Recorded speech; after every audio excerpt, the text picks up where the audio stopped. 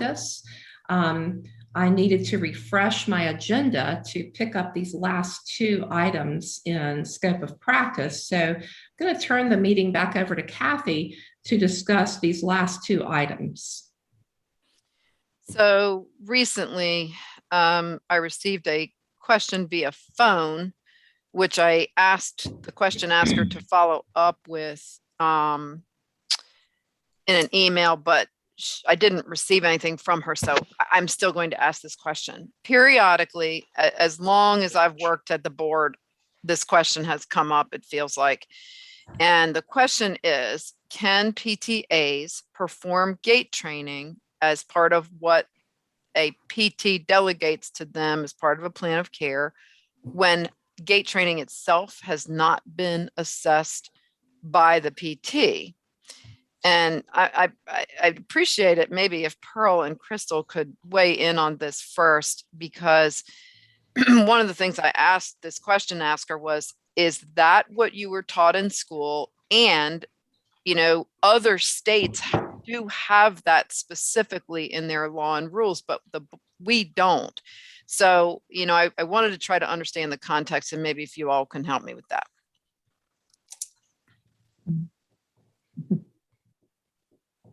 So, I guess my question would be, is gait training in the treatment plan that the PT has set up? Is Yes. it selected as gait training? Is ambulation selected as a goal? And I'm going to say yes, without having a lot of, you know, real documentation to go by. This is what the person's telling me.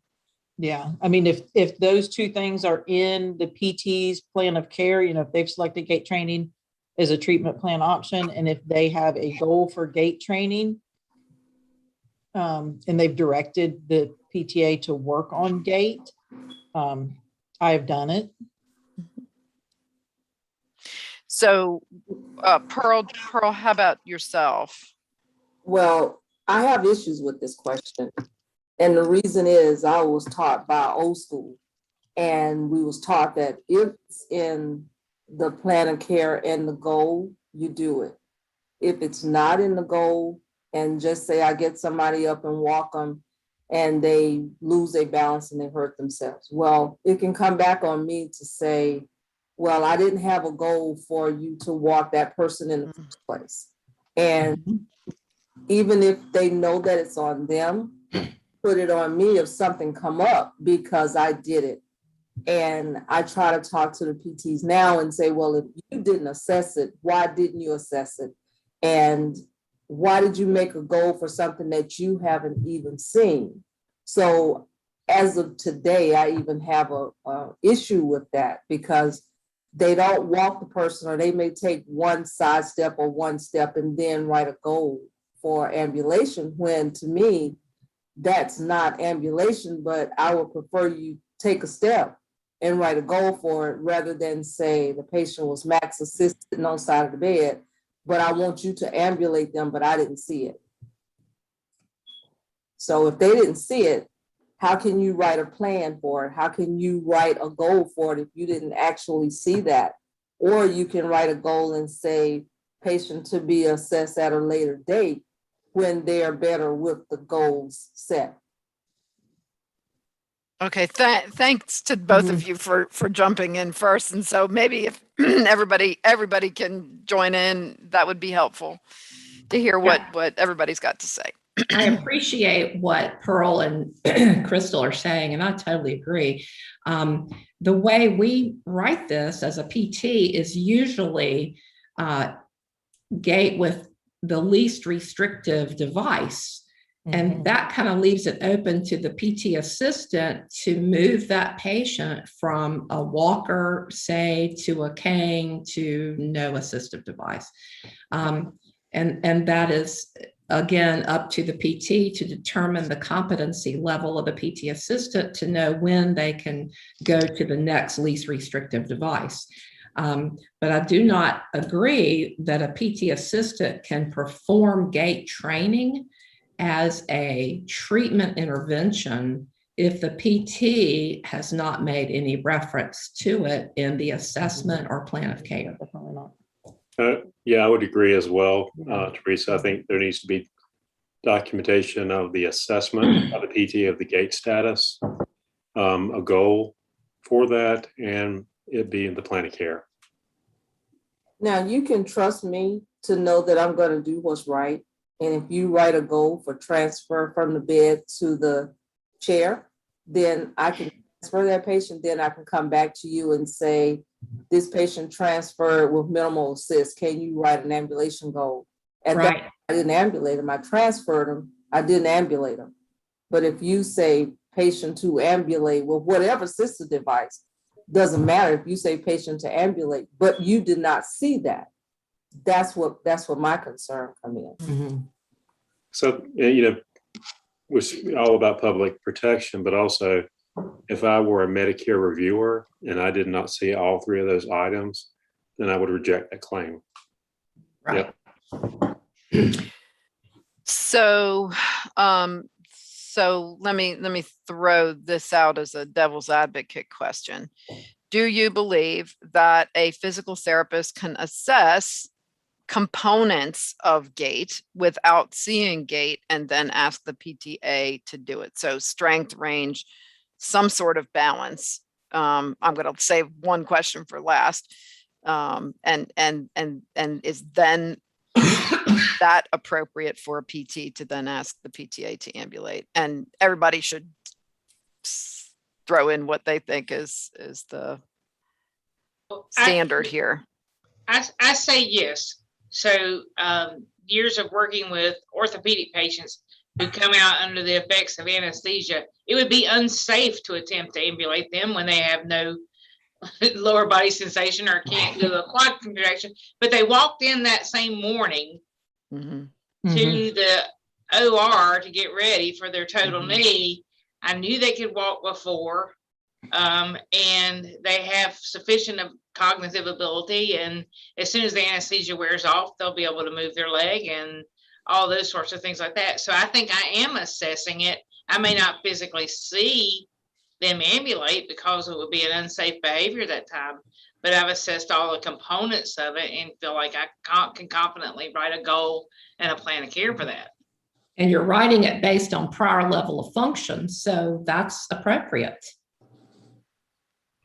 Yeah, and I see that a lot where somebody on the day of evaluation, I might have them standing and write a goal that we're going to walk, starting with 10 feet or whatever, but they may have only taken one step or no steps, and so I don't have their step length, their gait speed, or any of those things assessed, but I still will have a goal for them based on how they were able to stand and then other things that I've already evaluated. Mhm. And So I'm sorry. no, I was just going to say, and as a PTA coming in, those are the things that I look for in the evaluation. Or, it may not be that they've ambulated with this deviation or whatever. It may be that they've stood, they require this much assistance to stand. They could stand for this long. Our next step is to work on ambulation. So you may not have seen it, but like she said, the components have been evaluated. It's in the treatment plan and there's a goal for it. I kind of think one thing to look at is, did the PT see the person at least stand? And, what was the response of the patient? And then I think it's appropriate, for a PTA to, progress that, by protocol or whatever you have in place, if the person was at least standing for the PT. Right. So But it also sounds like this If you PTA is are- lacking. Go ahead, Pearl. No, I was just gonna say, if you do your assessment and you write under ambulation, you put not assessed, but then you write a goal for ambulation. Is that what you're saying, that it's okay to still ambulate the person? I think that's what their question was. And to be honest, I don't know that I can specifically remember the setting, but globally, let me say, historically, the answer has been, it's another one of these it depends situations, because sometimes the context and the facts make it reasonable that could happen. Other times, maybe not. If someone Right. has come in, had a stroke, and they're in bed and they haven't even been sat up. And yet there's a goal for ambulation on there. If I were the PTA coming in, I think I'd be a little nervous about that. On a situation like that, I would wait till the PT has done that first, or the PT is in there with me and we do it together. So yeah, I guess that would be. It sounds to me from the context of the phone conversation that there's some pressure from a getting the patient seen point of view, as opposed to the safety being the primary focus. Because I said, have you gone back to the PT who has delegated that plan of care to you and asked them about it? And they say, yes. And I said, well, what was their response? Well, just do it. I've already written the plan of care, we'll just do it. And this is all on the phone. I have no very specific context, but I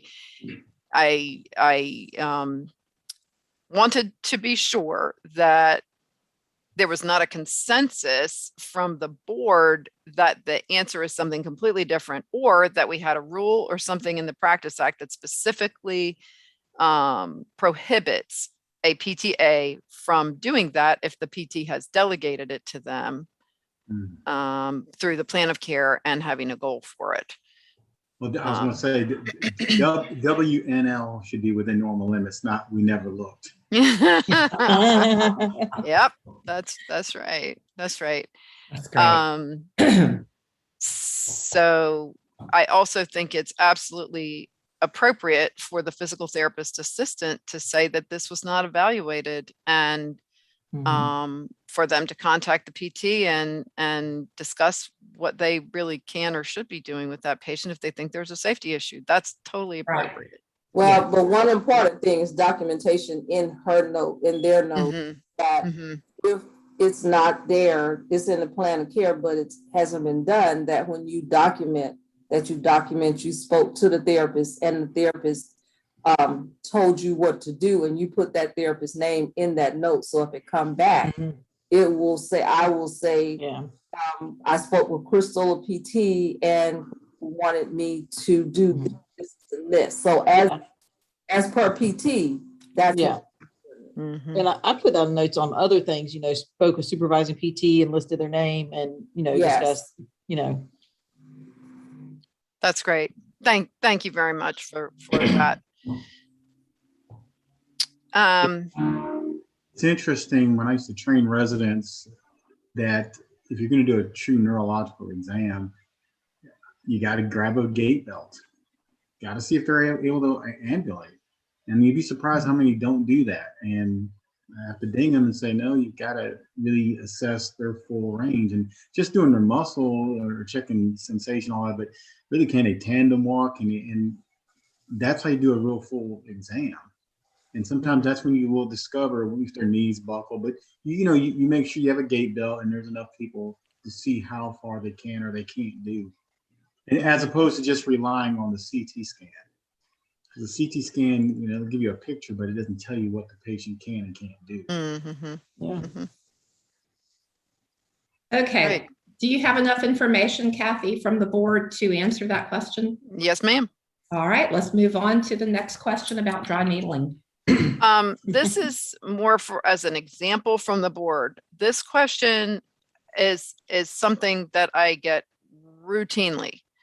And it's one of the reasons why restructuring the scope of practice questions on the website will be very helpful and having them searchable.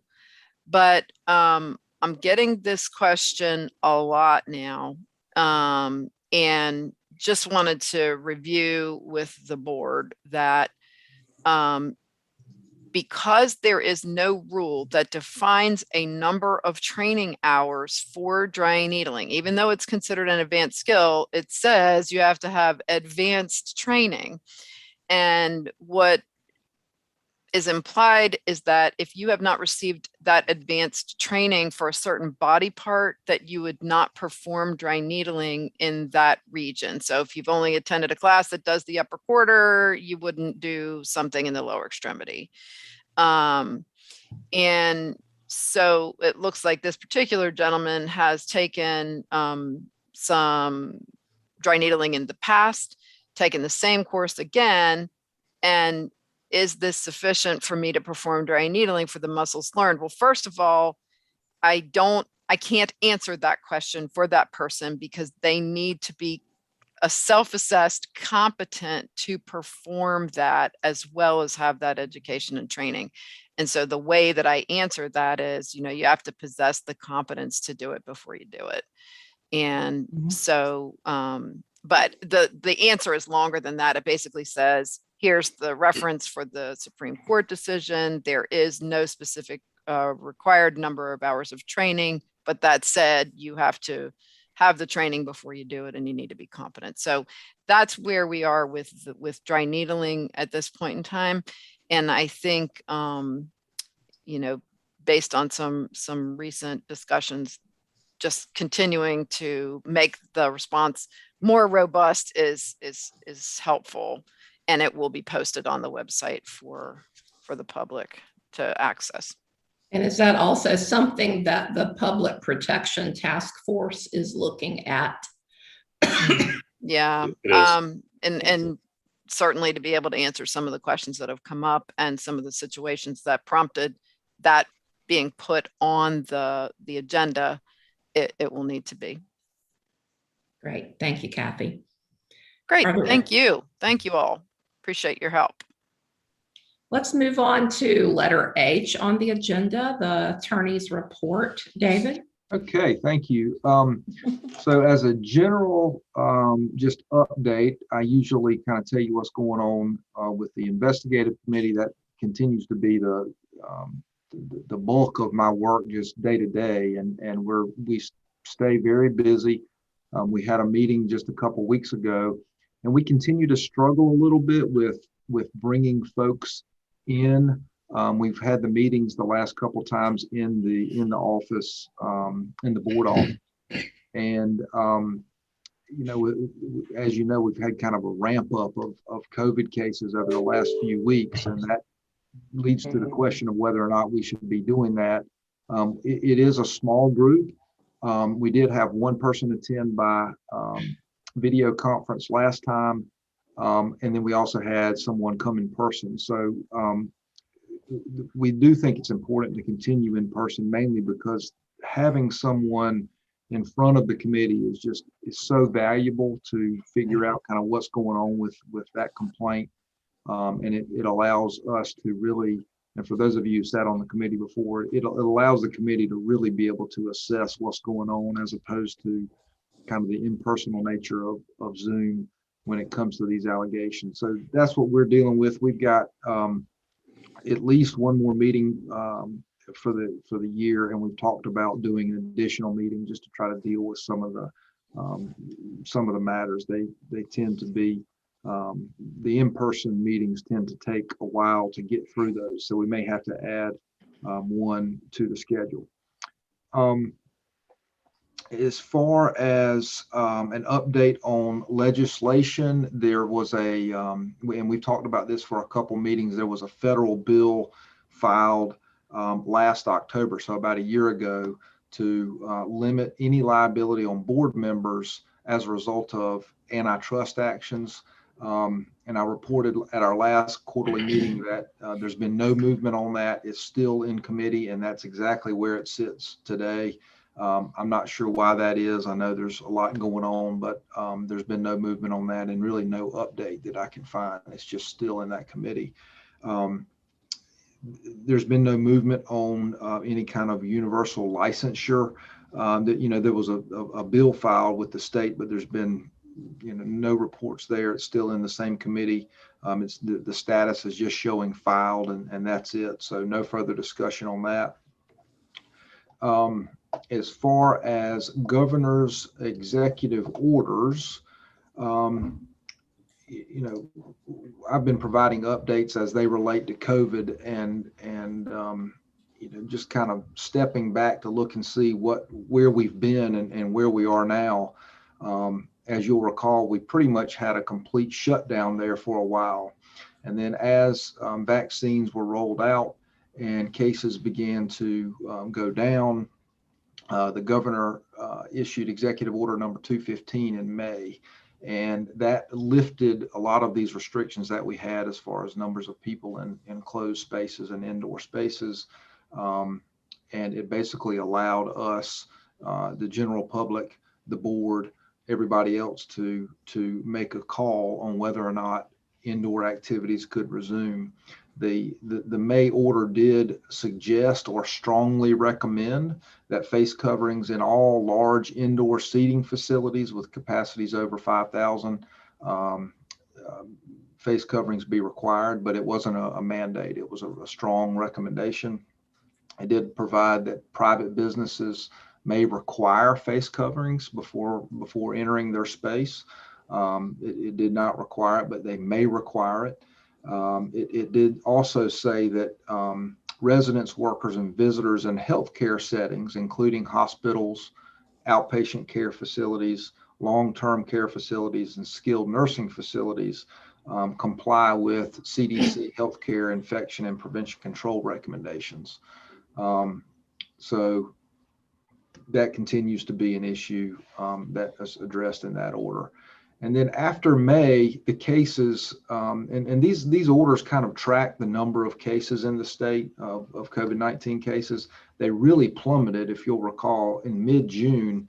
I think the numbers were something like 200 to 300 new cases a day, and they just went way down. So at that point, the governor issued executive order 224, and there was really a lot of the requirements had expired by then, and there was no new, I guess, extensive requirements to mask or to reduce capacities in indoor spaces. But what it did do, and what I wanted to bring your attention to, was it required either vaccination or testing, weekly testing for unvaccinated workers at cabinet agencies. So Kathy and I kind of had this discussion about how that applied to our board and whether we needed to go through that order and pick out all these requirements. But at the end of the day, Executive Order 224, which has now been extended, applies only to cabinet agencies and suggests or strongly recommends to other state agencies, including us, that we do certain things to keep workers safe in the indoor workspace. And what that order said was that, and again, this is the mandate for cabinet agencies, all workers must either provide proof that they're fully vaccinated or be tested at least once a week. The State Office of Human Resources came up with how people are to prove that they're vaccinated, and what the process is to be tested weekly. All of that stuff is confidential in nature. And in addition to that, workers can request exceptions to those requirements. Then in August,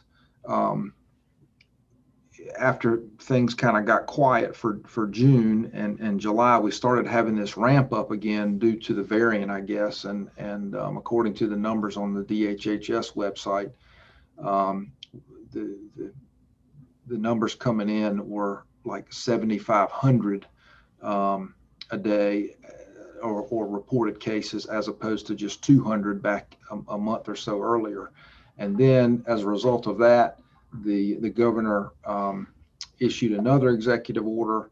Let's see, that one is number 229, dealing with basically going back to some face mask requirements for cabinet agencies. And again, that doesn't, there's no mandate on us. There's a strong recommendation that we require face coverings in all indoor spaces.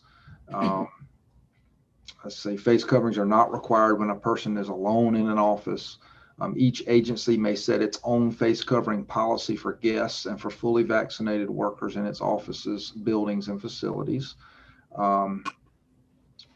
It's recommended that even fully vaccinated workers and guests wear a face covering in indoor spaces. And it also provides that state employees in these cabinet agencies may be subject to disciplinary action.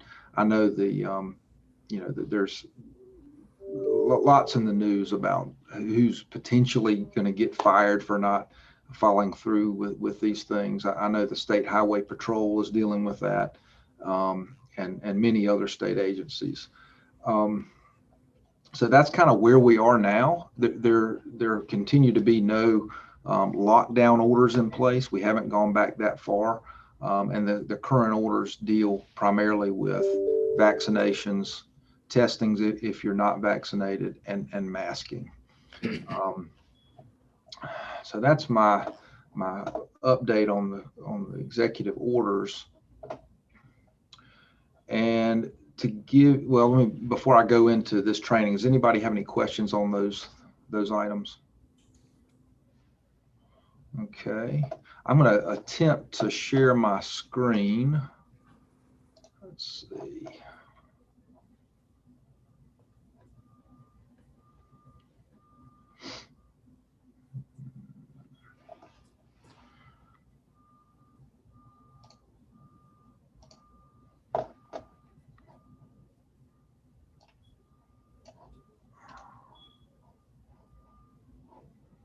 Let's see, can y'all see that?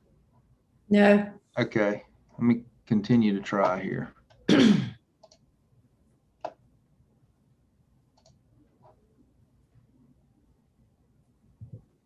I think David needs to be the host. Here we go. How about now? Yes. Okay. So this kind of dovetails nicely into what we were just talking about. One agenda item up, and that is all these different scope of practice questions that are received by the board just all the time, and it's just a huge amount of work, I know, for the staff to try to sort through these things, because what happens a lot of times is we get a snippet of information, and then we have to try to figure out exactly what's being asked and not go too far to paint the board into a corner as far as what these questions are getting at, because a lot of times we just don't get all the information. And some of the topics in the past that the board has dealt with and has kind of been put to rest for the most part are things like taking blood specimens and assessment of bowel sounds, urine specimens, and vitamin supplements. But two of the kind of front line or most recent issues that we constantly deal with, and it's not really me, it's Kathy and Debbie primarily, and they just ask when they have some questions on some of these legal issues, is what you talked about earlier, and that's the CBD oil. That's one of them. And I got to thinking about it, and really what I wanted to bring to your attention is the analysis of whether or not a licensee sells or uses these products is really the same as any other analysis as to whether something's within the scope of PT practice. The difference here, however, is it's becoming so commonplace, and it's pretty much it's everywhere. And I think what may be happening is these companies that manufacture and sell this stuff are going to various places, PT offices, clinics being one of them, and saying, hey, just like that email, you may have noticed it in the prior agenda item. We've got this high quality stuff. We manufacture only the best. We can provide you with this stuff, and you can sell it in your clinic. And it's going to, not only is it going to help your patients, but it will help you. You'll be able to make money on this. So folks come to the board and say, can I do this? Is this within the scope of practice? And it's not just our board. There's lots of other boards that are dealing with this, and there are various statements and position statements from other licensing boards dealing with CBD oil. people claim that it, or the manufacturers claim that it helps with joint pain, reduces inflammation, and helps with wound healing. So PTs are an obvious consumer or seller of these products. And what ends up happening is you, at least for the board, from the board perspective, is you have to try to figure out what the licensee wants to do with it. Does a licensee want to set up a kiosk in the lobby and put it out there for people to buy, in and out as they come in and out of the office? Do they want to use it on the patient during the PT? Do they want to suggest or recommend that the patient purchase these products after they leave and continue, use it as in their course of treatment? And what it really comes down to, as far as I'm concerned, is risk and public perception as to what they're getting and what's being provided by the therapist. The FDA hasn't, approved these over-the-counter non-prescription CBD products, as far as I know, and so a lot of times the consumer and even the PTs who want to sell this stuff have really no idea what they're getting and whether it's labeled correctly, what the concentration of the active ingredients are inside the products, and whether there's all these different products available, and whether there's drops or topicals or even pills. It's really difficult for someone who's being targeted by some sort of marketing scheme to know exactly what they're getting. And from what I understand, they're not, contrary to what the email said that Kathy received, they're not allowed in all states.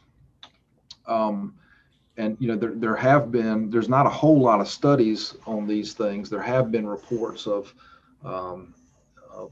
THC actually being in this stuff. It's not supposed to be, but I think from what I've read, they've done lab results on some of these things, and there is some THC found in some of this stuff when it's not supposed to be, and that can cause harm. They say it can, overdoses of it can cause liver damage, and potential increased suicidal thoughts. And then I was also reading about an instance where somebody was on this CBD and it actually did have some element of THC in the medicine, and this was a case out of Colorado, I think. There was somebody taking the CBD who tested positive in a drug test and lost their commercial driver's license as a result.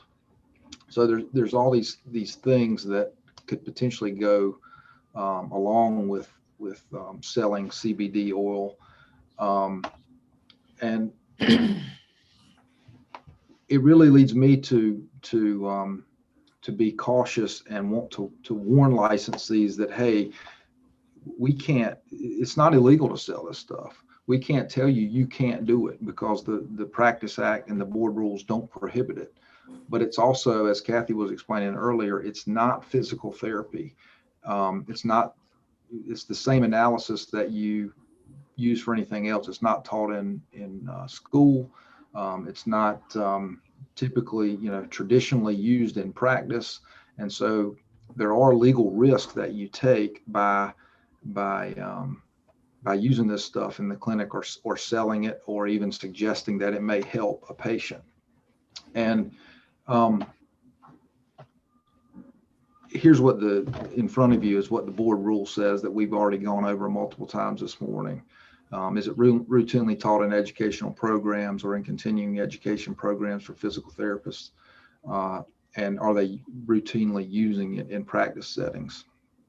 So the answer to that is no, but on the same token, it's not illegal for anybody to sell this. So from the best analysis I can do on it is whether or not a patient, it's all about perception. If a patient comes in and believes that they are getting physical therapy, and as part of that therapy, a CBD product is being, prescribed by a therapist or sold by the therapist in conjunction with their actual therapy that they're receiving, their licensed therapy, does it cause the patient to believe that that's just part of the treatment plan? And I think that's the risk. If somebody was injured by some of this stuff and filed a complaint against the licensee, and we determined, the investigative committee and the board determined that the licensee was providing this stuff as part of a plan of care, then that would be, doing something outside of the scope of practice, and potentially that licensee would be subject to discipline. So, I think perception is the biggest thing. If somebody wants to sell the stuff on the weekend and have a complete break from their PT practice and their selling of CBD oil, it makes it a little bit easier to deal with. But when you have this kind of meshing of practice and selling these products, or even using the products, when you don't know exactly what's in them, I think that's where the risk is. So on this slide, there's no specific prohibition of it. Probably not the smartest thing to do, particularly in a clinic, because the patient can perceive it as them receiving PT. And just to kind of prove my point, on my way to work, I passed this tire store, and in the parking lot of the tire store is a big sign that says CBD sold here. So I guess you can, while you're waiting on your tires to be put on, you can shop the CBD products. But the difference in the tire store and our licensees are, people aren't going to the tire store to have their knee worked on or their wound healed. And so there's just the risk for the for licensees to get in the position of somebody to say, hey, I was in there for you to work on my bad shoulder, and while I was in your lobby, I bought this to help, and then I had some sort of a injury from it. So that's kind of my take on it. I think it's definitely outside the scope of practice as defined by the board rules. And the licensees would be walking on a slippery slope to offer this stuff, even though it's not prohibited. And I think the medical board has said the same thing. I think that's the way they perceive it, at least from what I can tell from their publications on their website. The second thing I wanted to mention to you, and this is something that's new to us as far as I guess it would be March of 2020, talking about it, and then when COVID vaccines became available last winter, we talked about this briefly in the meetings before, and that is, can physical therapists give vaccines, and is it within our scope of practice? And with this huge push to get vaccines out, the state government, the federal government, and licensing boards have kind of worked together to create situations where there wouldn't be potential disciplinary issues with licensees on giving these vaccines. And it's, of course, the medical board folks can do that. But what about pharmacists who have been giving vaccines or flu shots for some time, dentists and physical therapists? How does that work with the existing laws and rules and framework for those boards? Due to the kind of the public emergency status of this, the state and the federal government have enacted rules and laws to allow other licensing boards to give vaccines.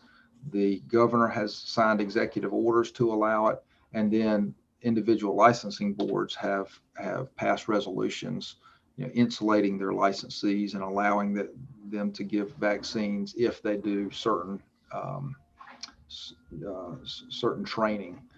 The dental board, dentists are a little bit different than PTs as far as this realm goes, because they a lot of their practice and training in dental school includes giving shots, where I don't believe that's the case for PTs. So they're a little bit higher up on the vaccination ladder than PTs are because of that.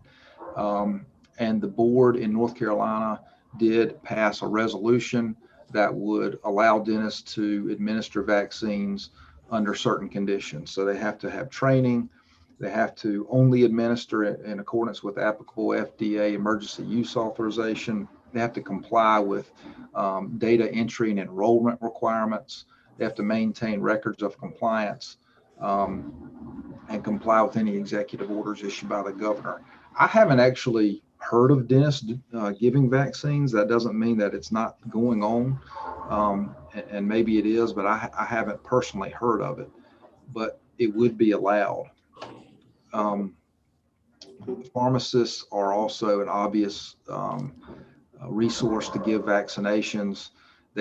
Pharmacists have been given flu shots in North Carolina for some time, and as a result of COVID, actually the federal government, U.S. Department of Health and Human Services issued a declaration authorizing pharmacists to administer vaccines early on because they were already receiving the training. All the training for flu shots is essentially the same as far as how to give and administer the vaccine as it is for the COVID vaccine.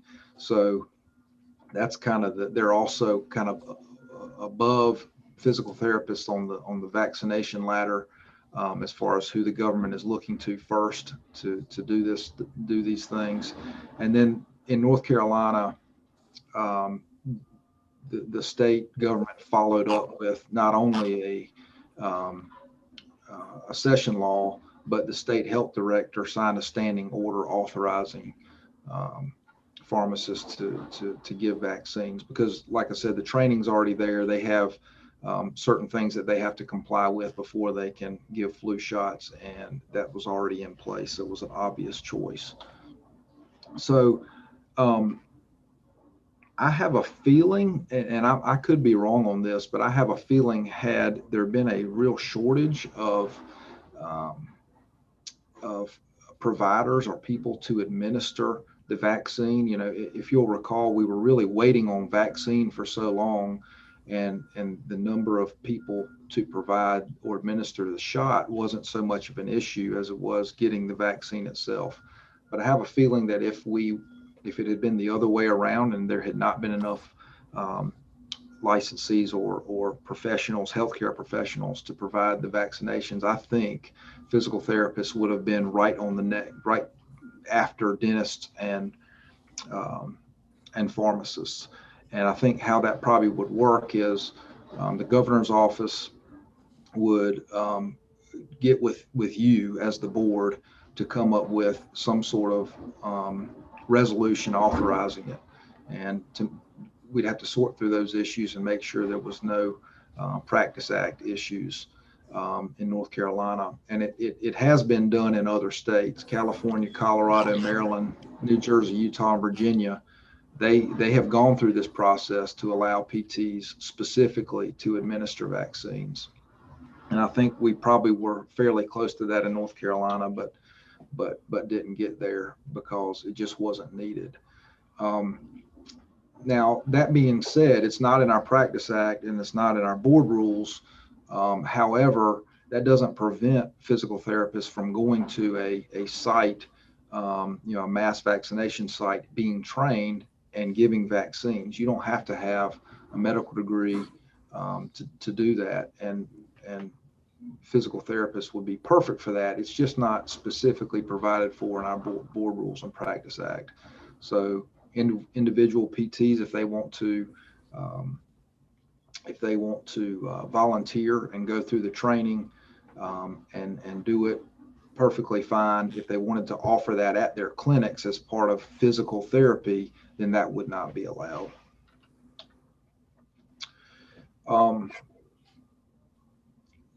Hey, Dave. Yes.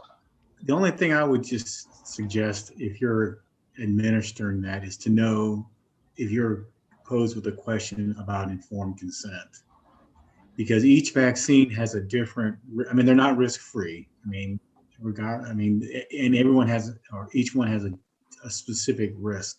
So those are things that if you're in that situation, be prepared to answer or defer to someone who can answer before it's administered. That's a great point. That's a Yeah, great I point. mean, because I mean, I can, just like some have risk of myocarditis, some have risk of TTP, and everyone's different. So I think you just got to be prepared to answer that question. That's all. Right. And you know, that's something I didn't even get into here. And I'm just talking about giving the shot itself. Answering questions about the shot is a totally different issue. And that's another level of risk that licensees would potentially have to deal with if they chose to. But a lot of times a patient will ask you right there, right before the needle goes in, hey, what about this? And you're like, whoa. Right. And a lot of times you're finding out after the fact. So exactly. just to be aware, that's all. Good point. And so that's pretty much it as far as vaccine and scope of practice questions, but there's a whole list, and you already got a taste of this from the other agenda item, but there's, you know, these things come to the board just constantly, and it is it's work to try to figure out a lot of times whether or not some of this stuff is actually within the scope of practice. You know, one of these items on the list here, wound care, that's obviously addressed right in the board rules. So that one's a fairly easy one to answer. But some of these other things, you know, as the practice kind of evolves, we get into questions that we need, the staff needs help from the board on and from practitioners who are in the clinic every day. So it's kind of it can be a process to be able to answer some of these questions because of the evolution of the practice and new ways to treat folks. These are just a couple of the things that the staff has to deal with on a daily basis.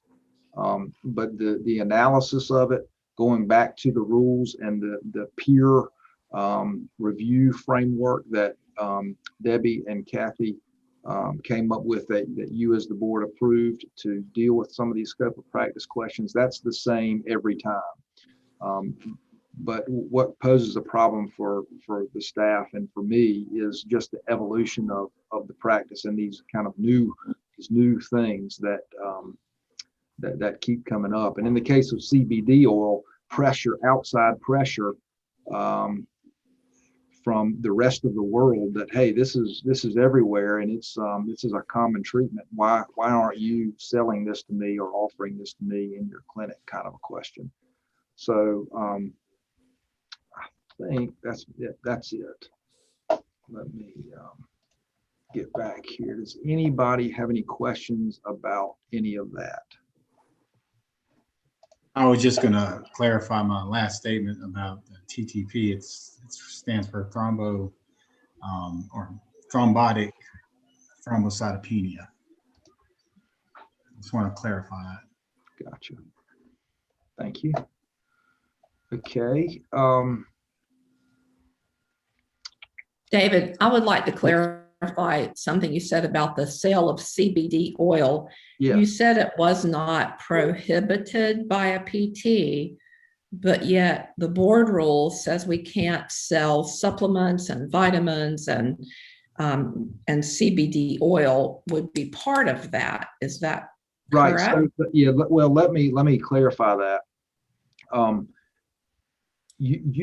It's not the practice of PT to sell that stuff. So if you are seeing a patient and you're treating them for a knee and you say this CBD oil is going to help your knee, and it's in the course of your treatment, that's not allowed.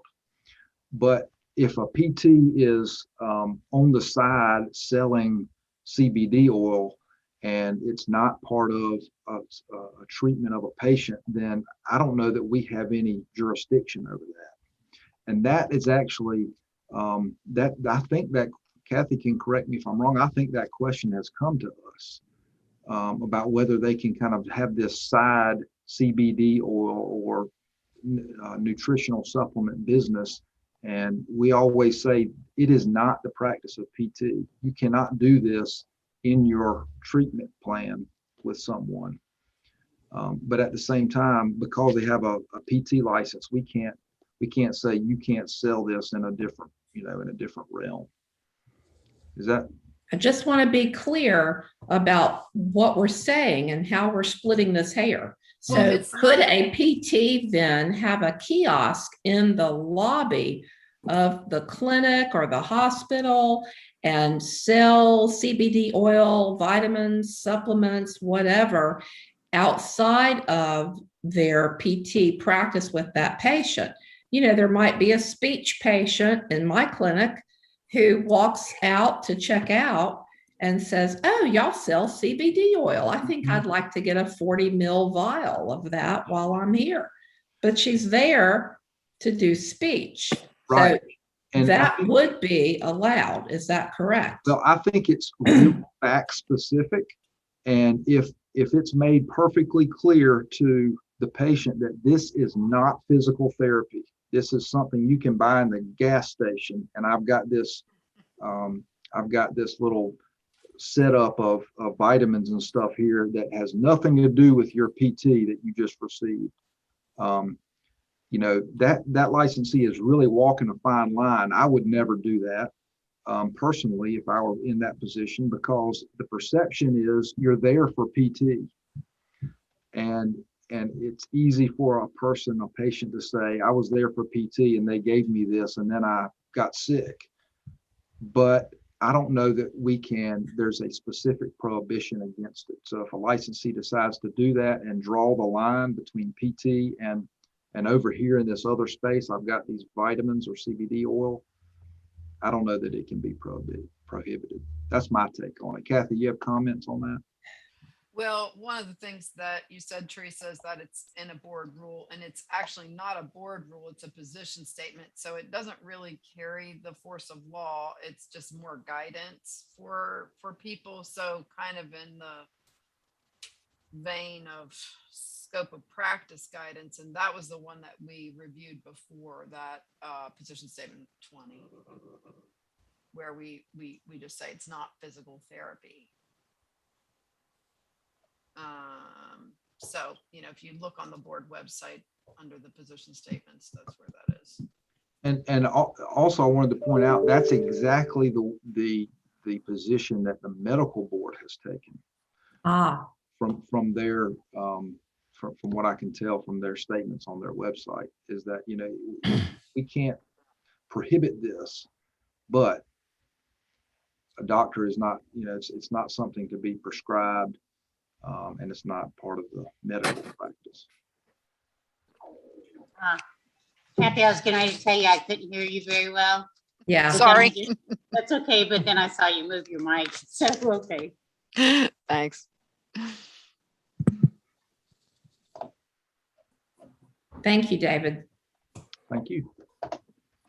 Does that conclude your report? Yes, I am finished. Does anybody have any further questions for David or any comments? Hearing none, I think we'll move on to letter I on your agenda, the executive director's update. Kathy. May I first ask a question, something that we did not do at the front of the meeting? At what time would you like to break for lunch, and for how long? So it's currently 11:22. Let's see how much of this we can get through and shoot for 12 o'clock and just take a half-hour lunch. Is that okay with everyone?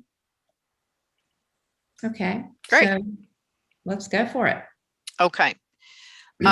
So you've seen these items before. If you will, just take a moment and check the board addresses and contact information. Just make sure that none of your addresses or contact information has changed. And if it has, just shoot us an email with that information in it so we can update that contact list.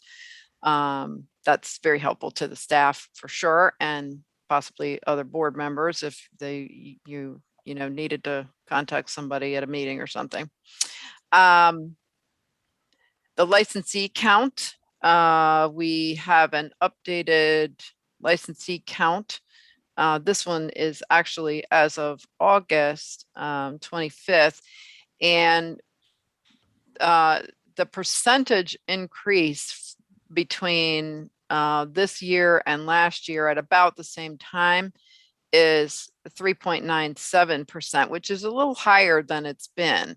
And I bet the licensing staff and US board members who are reviewing applications could validate that. There's been a lot going on, a lot of applications to review and licenses to issue. And so that's good. And I want to say that that number, just anecdotally listening to the staff, because I can't say that we have a comparison number on here as far as endorsement goes. I don't know, something about this number doesn't look the same as what it was compared to last year, but regardless, they were saying that there seemed to be a lot more endorsements. The PT and PTA program rosters have kind of stabilized over the last few years. And it feels to me like that number has really, our overall increase has stabilized a lot, but they were talking about there being more endorsement applications. So that it's just kind of interesting with COVID and mobility. And, right now we have several options for becoming licensed or being able to practice in North Carolina. So, but the staff the other day was just saying that. So share that with you. That's good news, and good news for our ability to continue to do the work that we do. As referenced, the information about the NPTE failure rates is there. We don't have updated numbers on that, but you've seen those numbers before. As far as goals and priorities go, the board approved the goals and priorities at the last meeting for the next year. And the major highlight continues to be that we're working on modernizing processes. And so a lot of these are specific to modernization efforts. And we've tried to put it in color, the status of some of these things. Some things have not been able to be addressed because a huge amount of focus and effort is going towards security and the website. And we're just pushing everything down the road as quickly as we can. The licensing team continues to work on streamlining their processes, less paper, clearer processes. Debbie will share with you some of the things that the licensing team has done during her update. Our big push at this point is to make a decision by October 15th on whether we're going to convert to the new website before license renewal. We're getting to a point almost of no return, because if we don't convert, you have to maintain both websites during the next 3 months while we wait for license renewal to be over. Importantly, that website has to function. All the links have to go to the correct places and function appropriately, especially during renewal. You've got to be able to add your continuing competence. You got to do your jurisprudence. You have to be able to get through the renewal process. And so we're getting close. We're working hard, and I'm excited to see where we end up one way or the other. But if it's not functional, we're not going to do it. That's the kind of the decision that ends up having to be made, the analysis that has to be made, and whether we do that or not. If it's just not ready, it creates more difficulty than it helps. So, but we're hoping for that. Anyone have any questions about goals or priorities that as written or as posted in the agenda? We've given another brief update on temporary exemptions. And when you take a look at that, what you're seeing here for the last several months is a bit of a slowing down of the volume. I mean, it hasn't stopped in any way. These people who are coming from other states who have valid licenses in other states coming here, there's still a fair amount of people who will use that as a bridge between getting their actual license so that they can begin practicing sooner. But as soon as the license is issued, the exemption is rescinded. Kim does a fantastic job of keeping up with that and works on it every single day. So I'd like to give her some credit for continuing that for us. So, you know, the numbers fall just, you know, short of 400, but, you know, kind of hovering in that same zone since the last time we presented this report.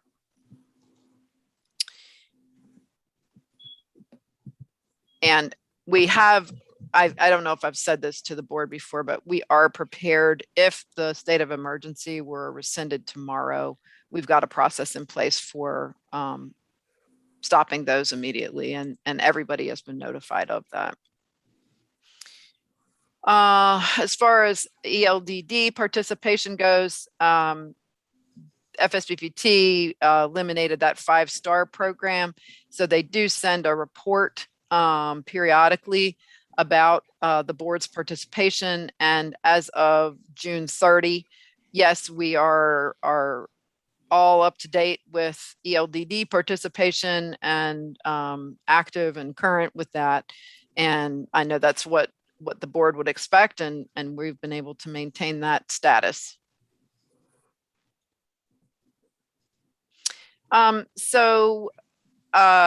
Teresa Hale and I reviewed the board's comments on my performance review, and I did have one question for you.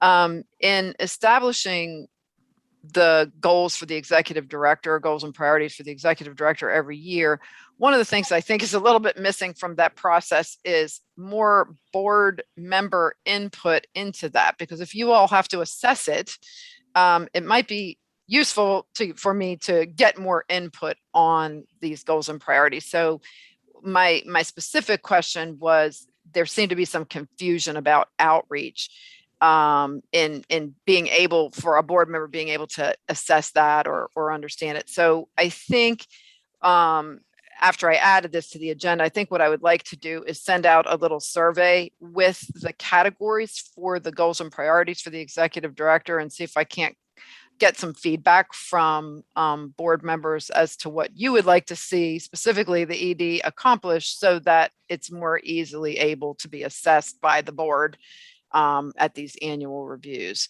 So if you receive that within the coming weeks, if you would fill it out, you know, doesn't have to be anything fancy. Bullet points are great, and send it back. I'd greatly appreciate that.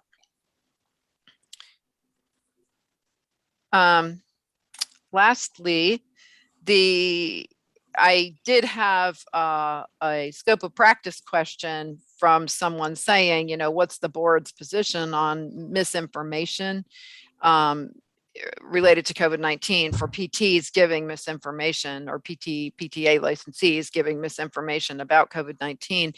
And within a pretty short period of time, the FSBPT came out with a statement, which is very similar to the Federation of State Medical Board's statement on misinformation.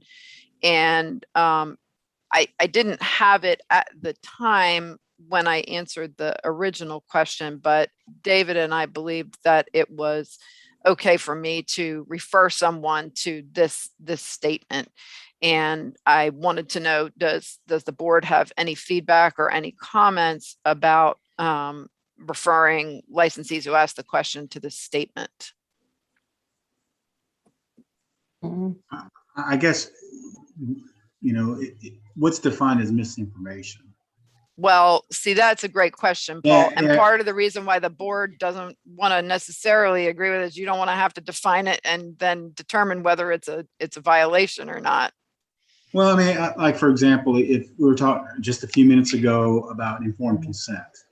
All right, well, if you say one vaccine can potentially cause thrombotic cytopenia, that's not misinformation. That's on the package insert. You see what I mean?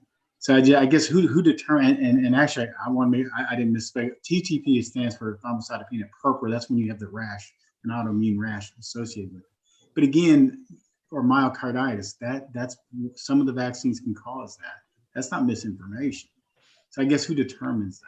Because and another thing we also don't realize too is like some of the studies are now showing that natural immunity can actually have more, especially the studies coming out of Israel, have more robust than the actual vaccine.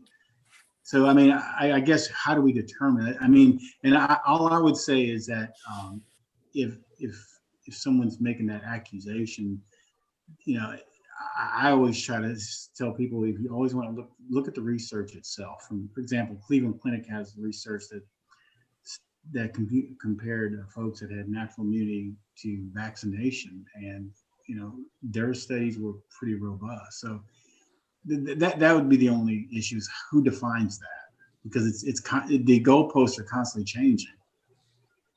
I'm going to ask David Gadd to respond to that question, because he's definitely thought about that. Yeah, and that's why. So initially, this question to us was, have you come out with a statement, and if not, will you?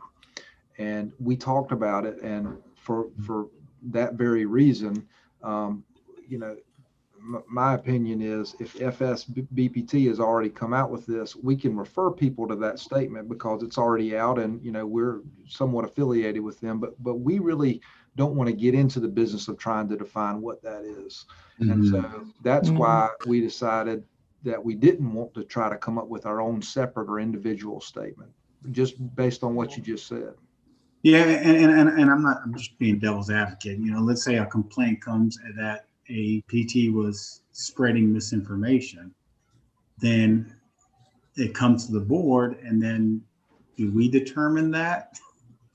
You see what I mean? Fact specific, yeah, and that brings me to another point, and that is, if something comes to the board that's whether you call it misinformation or whatever, however you want to term it, if it's a violation of the board rules and the PT Act, then they're subject to discipline. And whether you want to call it misinformation or, you know, practicing outside of their scope or whatever it is, it may be, it's very fact specific, and we can still discipline a licensee if they break the rules. So I didn't think it was wise to try to get into that. And on top of that, it's in this climate, it's very political. Oh, absolutely. And I kind of want to stay out of that if we can. And I always defer people to speak to their physician. It's a risk benefit ratio that they make with their physician. You don't want to get in the business of doing this blanket statement for everybody, because everyone's different. Well, I really appreciate the FSBPT publicly we're publicizing this statement, because it does allow us to just refer people back to it. Yeah, I concur. I mean, I think. Great. Thank you all. That's good discussion. Interesting though, earlier when we were talking about naturopathic physicians who typically do not, if I understand correctly, are not big proponents of vaccination in general. And so anyway, just an interesting conundrum there. Yeah, that's going to be an interesting take. Right. For sure. Okay, shall we move on to number K, the financial report? We have Mr. Dodd joining us after lunch today at 1:30. Shall we jump into reviewing our financials, Kathy? We certainly can. What I would say is that I have just this morning received the final copy of the audit. So not everybody may have had an opportunity to take a look at that yet. So that's one thing that we can do real quickly. Jerry's going to maybe go over it in greater depth with you, but if you'll open that one, This report is pretty standard. It is done according to some standards that financial auditors are required to use. And so you'll see the same language year after year in most of it. There have been some updates from time to time. And one of those updates is that, which just started last year, is that this financial audit is completed by a CPA who has made a bid to the board and the board selected. Jerry has done our audits for many, many, many years. And so for this 3-year period, this is the second year of his 3-year proposal to the board. And the requirements changed during this last year, where he has to have an independent CPA audit his audit of us. Oh, wow. And so that has Wow. just been completed. And so, you know, you should feel good. You've had 2 kind of independent opinions here, you know, and the outcome, you know, I usually Jerry verbally says whether he feels like there's things that the board ought to do differently or things that we should change. So there's some general language at the very beginning. And then on page 2, this is what's called management's discussion and analysis. And this is something that the board is required to put in there, like the board staff it has to complete this report. Page 3 of this report says the same thing basically every year. It explains to you how the terms are used and basically how to read the report. It helps you with that. And then on page 4 and 5 are the agency highlights. So these are the things that I point out to anybody who's reading the report about generally what happened financially for us in the last year. And so the board had an operating income of basically $155,000 less than it did the prior year. And, you know, that's a function of how many people are renewing and how many applications we get, that sort of thing. However, you know, we still ended up in the end with an additional $300,000. So, you know, these are just sort of fact-based bits of information. Our operating expenses increased by about $195,000, which is not a surprise because we have 2 IT consultants, and you know, I could attribute the operating expenses almost to that alone. But we've also had to purchase a significant amount of hardware and software as we dealt with COVID. And, you know, with all that said, there have also been some tremendous decreases as a result of office supplies and streamlining of processes, you know, less supplies needed, et cetera. And so, you know, those things are easily explained. Where it says the board has increased its investments in certificates of deposit. Basically, when we send money to the bank, one of the things they do, you know, is take the deposits that we file with them, and they invest them in turn in certificates of deposit. So, you know, we haven't actively been purchasing certificates of deposit, but the bank does that. So that might be a little confusing, but that's what that means. Our assets have increased from 2,800,000 to 3,100,000 in the last year, and so it's an increase of about $300,000, and this continues to allow us to make investments in hardware, software, modernizing processes, and invest in the staff that are needed to do that. And, you know, we may need to make some recommendations about transferring some money again into the information technology fund so that we have that available in the designated reserve. Our liabilities consist primarily of PTO accrual. And that amount is going to go down over time because with a retirement, we'll be paying out some, and then most of the staff are relatively new, so that's not a large amount, as large an amount of PTO accrual. Our capital investments are things that are over $500. So, we're talking about a lot of computer equipment, servers, and some of our furniture, that kind of thing. And we've spent some in the last year, again, related primarily to COVID and modernizing our processes. And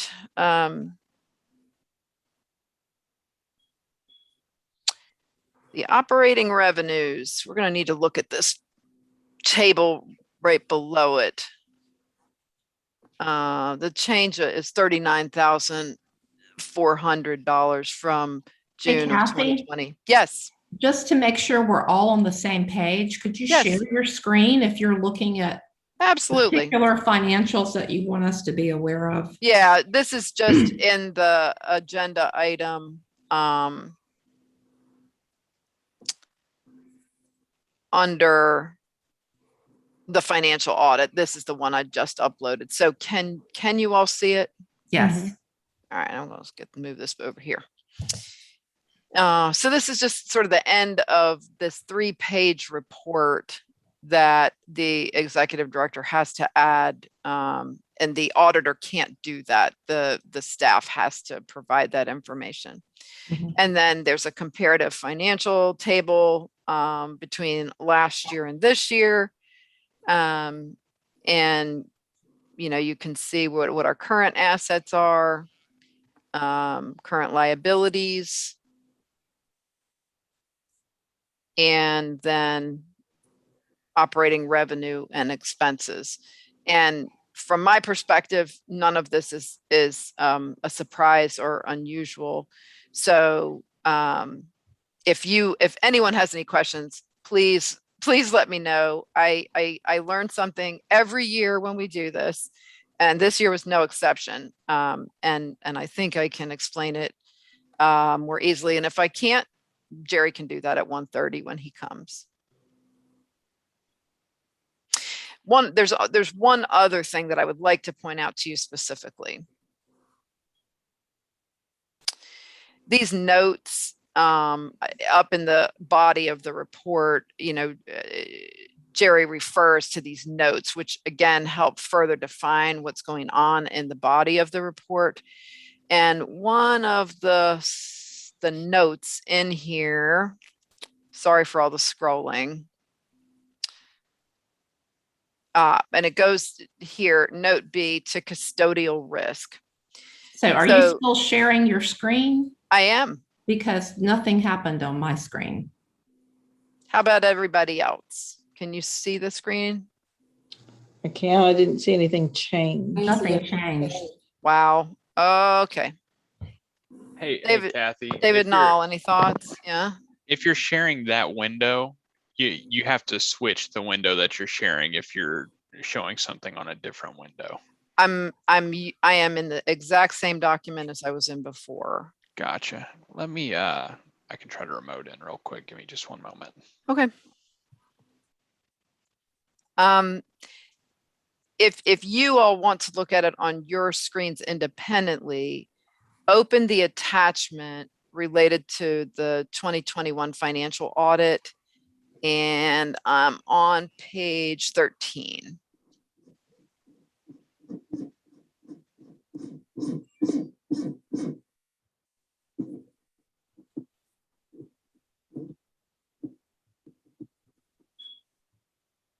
Okay.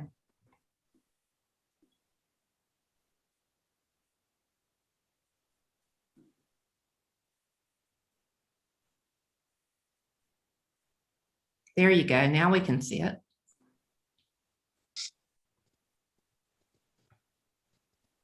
For some reason, the screen sharing was paused, so it was frozen Oh, in place, okay. but I unpaused it, so you're good to go.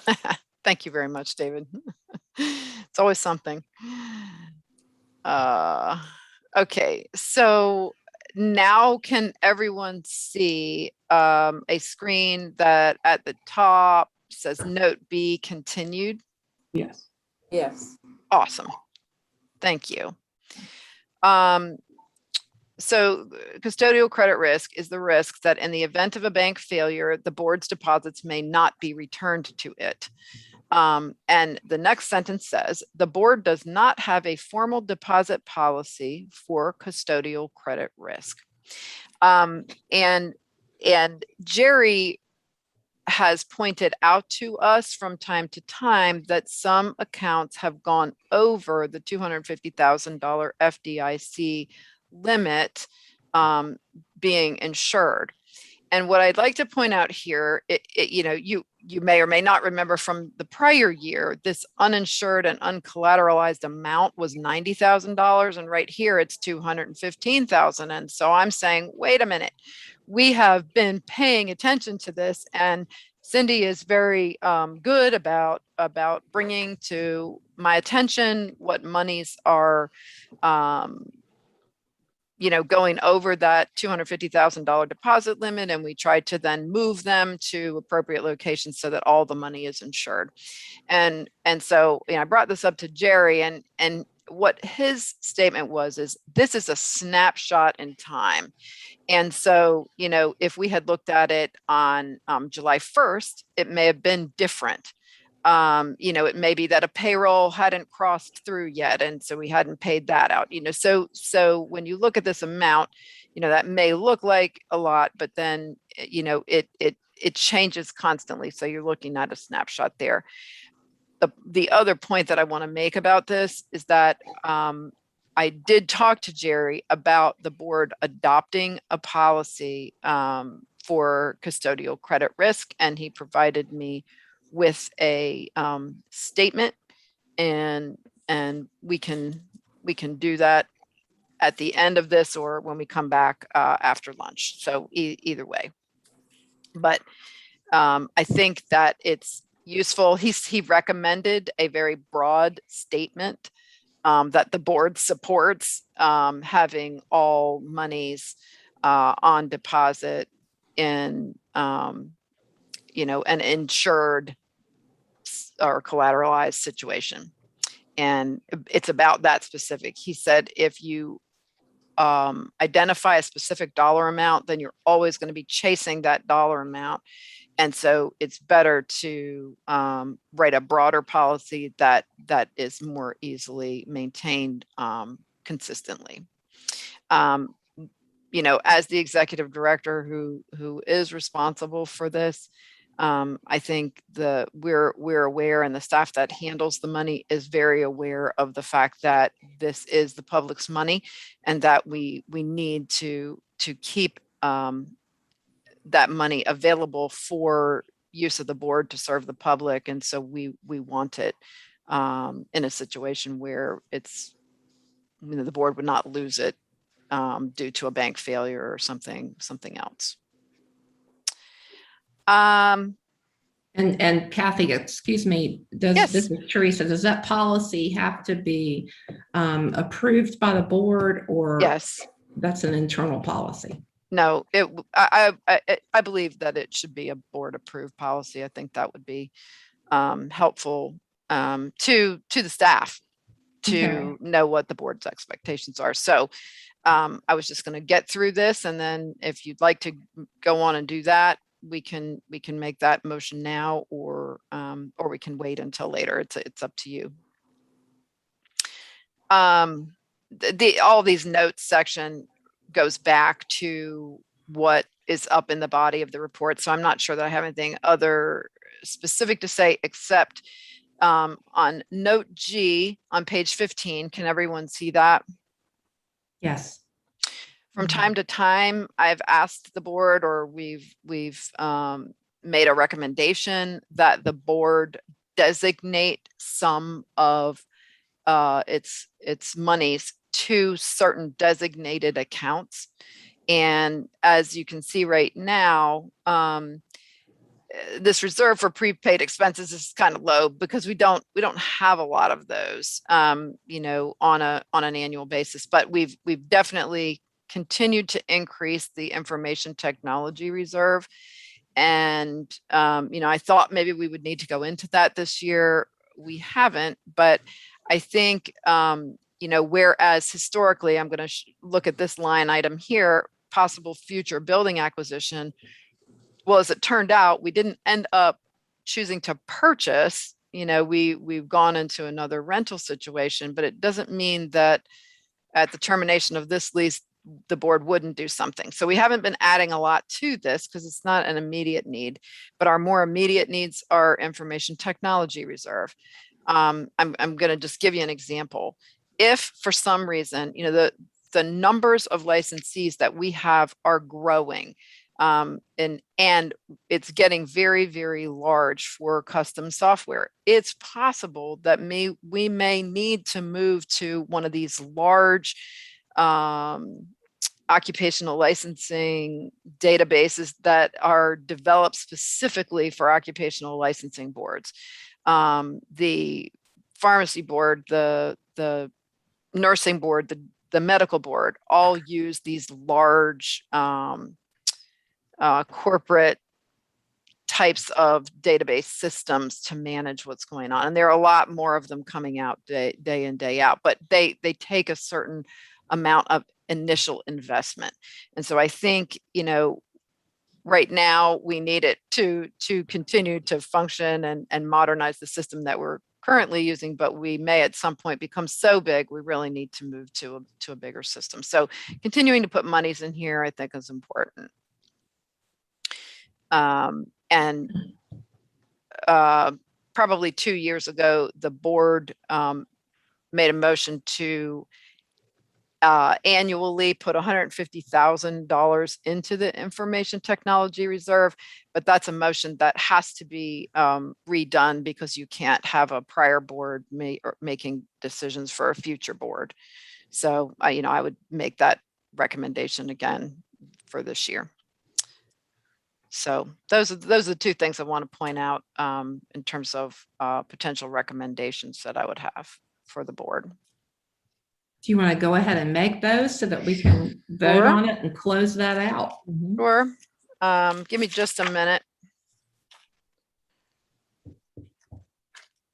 Jerry and I talked about this yesterday, so I have it handwritten. I don't have it in the minutes or in the agenda. Or actually, I guess we should wait until his presentation to make these decisions. That's fine. And I can, in the meantime, I can write it up at lunchtime, and that way I can show it to you on the screen. Okay, That works. thank you. Okay.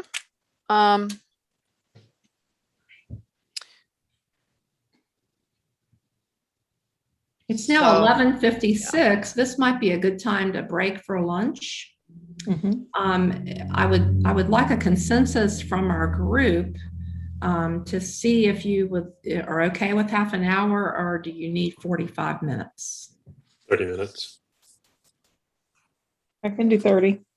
I can do 30. I've done less. Well, there you have. All right, let's meet back at 12:30. And David Knoll, are we on the same Zoom call at 12:30? We'll be on a new Zoom call, and that should be included that email with all the Zoom information. Exactly. So we'll be closing out, leaving this Zoom call, and at 12:30, just go back to your original email from David and link to that Zoom. All righty. Okay, happy lunching. thank you. Thank you.